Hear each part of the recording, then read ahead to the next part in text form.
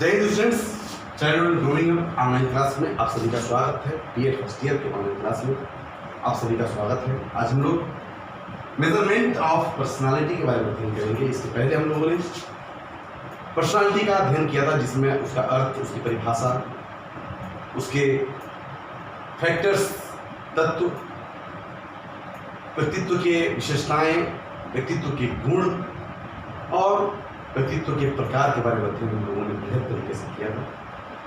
व्यक्तित्व का शिक्षा में क्या उपयोगिता है, इसके बारे में भी हम लोगों ने जाना था। आज हम लोग व्यक्तित्व का मापन अध्ययन करेंगे कि व्यक्तित्व का मापन कैसे कर सकते हैं। Measurement of personality. व्यक्तित्व मापन को पढ़ने से पहले हमें जानना होगा कि व्यक्तित्व के जो गुण हैं, उसको मैंने बताया था आप लोगों को कि बहुत सारे गुणों का योग, बहुत सारे गुणों का योग व्यक्तित्व कहलाता है। व्यक्तित्व में किसी एक प्रकार का गुण नहीं होता है, बहुत सारे गुणों का योग होता है व्यक्तित्व, पर्सनालिटी। व्यक्तित्व में उसका हम अध्ययन, व्यक्तित्व का जो मेजरमेंट है वे हम करते हैं। मनोवैज्ञानिकों ने कई प्रकार के मेजरमेंट बनाए हुए हैं, कई तरह का मापन बनाया हुआ है। उसके आधार पर हम व्यक्तित्व का मापन करते हैं। व्यक्तित्व के मापन की अगर हम बात करें, व्यक्तित्व के मापन में मनोवैज्ञानिकों ने व्यक्तित्व के मापन में सहायता से इन गुणों का ज्ञान प्राप्त करने के लिए 4 लाभप्रद कार्यों को किया जा सकता है। जिसमें पहला है व्यक्तित्व के विकास से संबंधित समस्याओं का समाधान किया जा सकता है। व्यक्तित्व के विकास से संबंधित जो समस्याएं हैं, उन समस्याओं का समाधान, व्यक्तित्व को अपनी कठिनाइयों का निवारण करने के उपाय बताए जा सकते हैं। व्यक्तित्व को व्यक्तिगत रूप में सामंजस्य करने में सहायता दी जा सकती है। व्यक्तित्व विभिन्न पदों के लिए उपयुक्त व्यक्तियों का चुनाव किया जा सकता है। उक्त लाभ कार्यों के लिए व्यक्तिगत या व्यक्तित्व का मापन किया जाता है, मेजरमेंट किया जाता है पर्सनालिटी का। बोरिंग और लैंगफिल्ड कहते हैं the measurement of personality serve both theoretical and practical purpose. व्यक्तित्व मापन की विधियों की अगर हम बात करें तो कुल कई प्रकार की विधियां हैं व्यक्तित्व मापन की। जिसमें पहला है प्रश्नावली विधि, क्वेश्चनायर मेथड व्यक्तित्व मापन की विधियों में। दूसरा है मेथड्स ऑफ मेजरिंग पर्सनालिटी, जीवन इतिहास विधि, लाइफ हिस्ट्री मेथड। तीसरा है साक्षात्कार विधि, इंटरव्यू मेथड। चौथा है क्रिया परीक्षण विधि, परफॉर्मेंस टेस्ट मेथड। पांचवा है परिस्थिति परीक्षण विधि, सिचुएशंस टेस्ट मेथड। छठा है मानदंड मूल्यांकन विधि, रेटिंग स्केल मेथड। सातवां है व्यक्तित्व परिसूची विधि, पर्सनालिटी इन्वेंटरी मेथड। आठवां है प्रक्षेपण विधि, प्रोजेक्टिव मेथड। और नौवां है अदर मेथड्स या टेस्ट, अन्य विधियां या परीक्षण।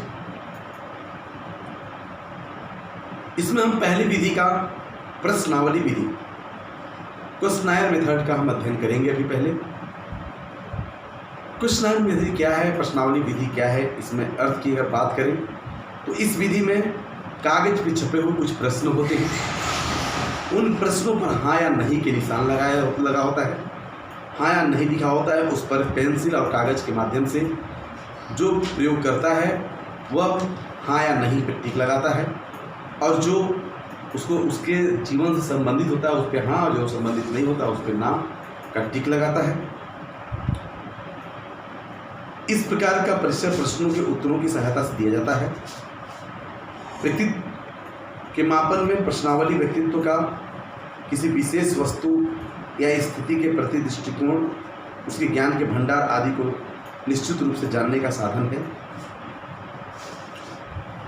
गैरेट के अनुसार प्रश्नावली विधि का प्रयोग निम्नलिखित 3 कार्यों के लिए किया जाता है।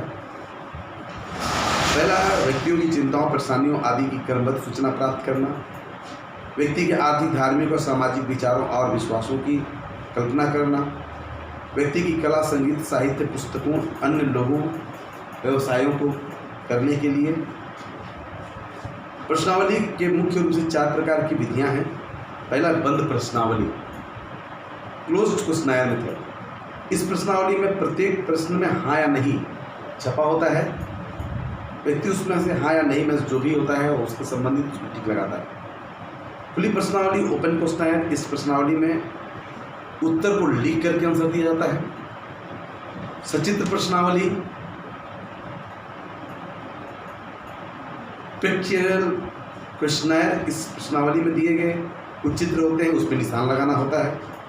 मिश्रित प्रश्नावली, मिक्स्ड क्वेश्चनायर में प्रश्न भी होते हैं, पिक्चर भी होते हैं, लिख के भी उत्तर देना होता है, आदि सभी कुछ होते हैं। इसमें तीनों प्रकार के होते हैं।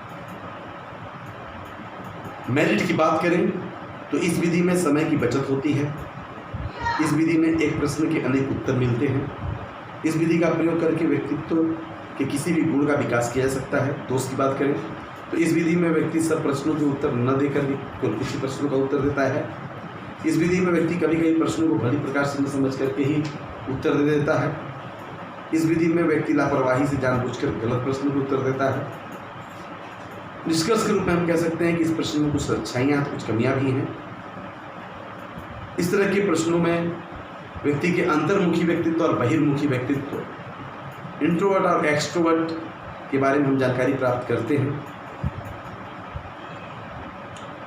पूर्ववर्ती के द्वारा निम्नलिखित प्रश्नावली द्रष्टव्य हैं। जैसे कुछ प्रश्नावलियाँ दिया हुआ है, जैसे क्या आपको लोगों के समूह के सामने बातें करना अच्छा लगता है?